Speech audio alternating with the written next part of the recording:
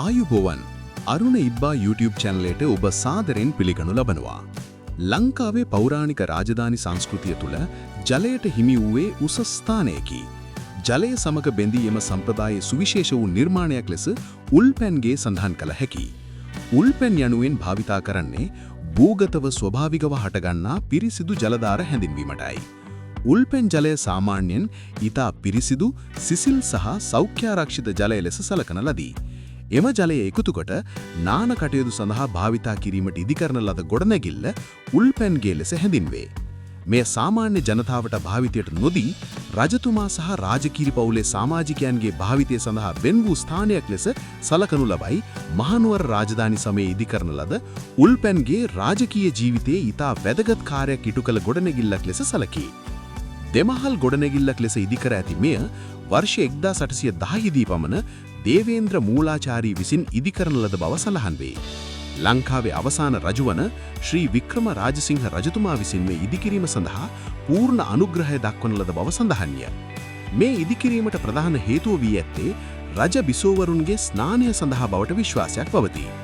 මෙයට හේතුව වන්නේ උළුපැන්ගේ ආසන්නයේම මැදවාහල නොහොත් අගබිසවදේ මාලිගයත් සහ පල්ලවාහල නොහොත් අන්තఃපුර බිසෝවරුන්ගේ මාලිගයත් පැවතීම නිසා විය හැකියි.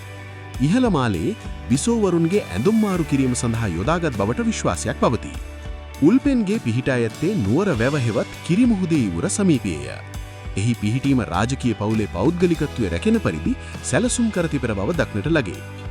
උල්පැන්ගේ ඉදිකිරීම සඳහා ප්‍රධාන වශයෙන් ගල්, දැව සහ මැටි භාවිතා කර ඇත. ගොඩනැගිල්ල ඉතා සරල වූද එහි සැලසුම අතිශයින්ම විශිෂ්ටය. භූගත උල්පැන් ජලය ගලායන මාර්ගය නාන කුටීරවලගේ ගෙනෙන ලෙස නිර්මාණය කර ඇත. එම ජලය අපවිත්‍ර නොවන ආකාරයෙන් ආරක්ෂා කරමින් ස්වභාවික ගුරුත්ව බලය භාවිතා කර ජලය ගලායන ආකාරයට සැලසුම් සකස් කර ඇත. නාන කුටීරය තුල ජලය රැඳී සිටින ලෙස කුඩා ගල් තටාකයක්ද තිබූ බවට විශ්වාස කරයි. නාන කුටීර සම්පූර්ණයෙන්ම රාජකීය පවුලේ පෞද්ගලිකත්වය ආරක්ෂා කරන අන්දමට ඉදිකර ඇත. ඉහළ බිත්ති ඉතා සීමිත ආලෝකය සහ වාතය හුමින් සංසරණය වන පරිදි කුඩා කවුළු සකස් කර තිබීමද විශේෂත්වයකි.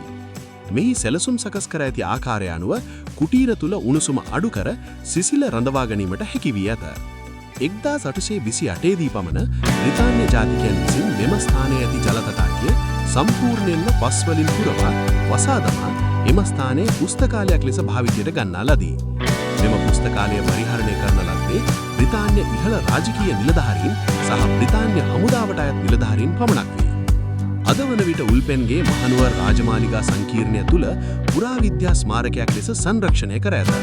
පුරාවිද්‍යා දෙපාර්තමේන්තුව විසින් මේ කටයුතු අධීක්ෂණය සහ පරිපාලනය සිදු කරනු ලබයි. දේශීය සහ විදේශීය සංචාරකීන් සඳහා මෙම ස්ථානය විවෘත කර ඇත. ඒවත් වර්තමානයේ වන විට මෙම ස්ථානය පුරාවිද්‍යා තොරතුරු මධ්‍යස්ථානයක් ලෙස භාවිතා කරනු ලබයි. අධ්‍යාපන සේවා සලසන ස්ථානයක් වශයෙන්ද පුරාවිද්‍යා ප්‍රකාශන අලෙවසල් වශයෙන්ද භාවිතා කරනු ලබයි. දැනුම සහ තොරතුරු බෙදාහරන පුස්තකාලයක්ද මෙම ස්ථානයේ පවත්වාගෙන යන ලබයි. එමෙන්ම 100 දෙනෙකුට පමණ එකවර දේශන පැවැත්විය හැකි දේශනා ශාලාවක්ද මෙම ස්ථානයේ ස්ථාපනය කර ඇත. මේ වීඩියෝව හොඳයි කියලා හිතනවා නම් මේ වීඩියෝවට ලයික් කරන්න, කමෙන්ට් කරන්න, ෂෙයා කරන්න. අපගේ වීඩියෝ දිගටම නැරඹීම සඳහා අරුණ ඉබ්බා YouTube channel එක subscribe කර තියාගන්න අමතක කරන්න එපා. තවත් දවසක මෙවැනිම වීඩියෝ එකකින් නැවත හමු වෙමු. එතෙක් ඔබට සුබ දවසක්.